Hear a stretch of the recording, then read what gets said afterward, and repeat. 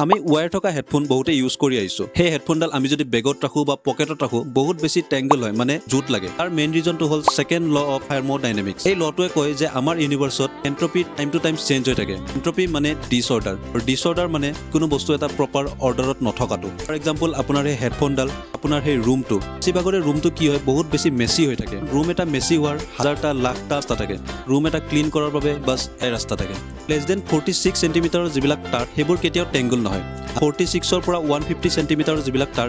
সেইবোৰ বহুত বেছি টেংগল হয়